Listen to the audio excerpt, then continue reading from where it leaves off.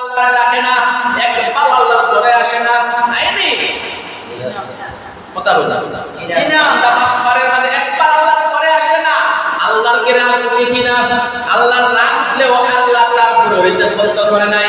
আল্লাহ বলেন বান্দা তোর এত মায়া করে বানাইলাম, এত আদর করে বানাইলাম, তোর কপালটারে আমি আল্লাহ দাদি বানাইলাম, আমি আল্লাহ তোর রিজিক দিলাম, এই দুনিয়া তোর লাগি বানাইলাম, এই জমিন তোর লাগি বানাইলাম, গাছপালা তোর লাগি বানাইলাম।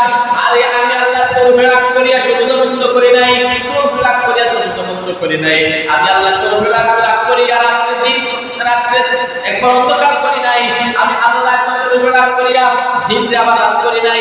ও বান্দারে, যদি আমি আল্লাহ চাইতাম রাত্রে রাত করিছে ঘুমাই যদি ঘুমের করে মারতে পারতাম, আমি আল্লাহ চাইলে দিনের বেলায় রাত না দিতে থাকতে পারতাম, সারা দিন থাকতো রাত আর হতো না।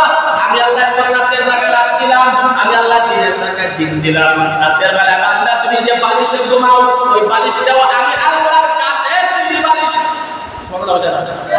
আমি আল্লাহর কাছে এমন সুন্দর দিলাম, বান্দা এই সুন্দর দিয়া বালিশ বানাও, বালিশ করে আরামে ঘুমাও এবং তুমি ঘুমাও, ফজরের নামাজ পড়ো না রে বান্দা।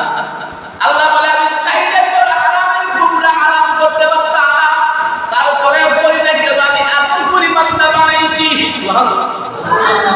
বান্দা আমি চাইলে তোর রিজিক বন্ধ করতে পারতাম, আমি আল্লাহ করে মায়া করে বানাইছি, এজন্য রিজিক বন্ধ করি নাই। বান্দা আমি তোরে মায়া করে বানাইছি, এজন্য দিনের জায়গায় দিয়ে সূর্যের জায়গায় দিছি। যদি আমি আল্লাহ সূর্য দিতাম না, তাহলে দুনিয়ার জমিনে ফসল হইত না। যদি আমি আল্লাহ বৃষ্টি বন্ধ করে রেখতাম, দুনিয়ার কোনো ফসল হইত না, তোর রিজিক তুই পাইতে না। বান্দারে আমি আল্লাহ বেগের জায়গায় বৃষ্টির জায়গায়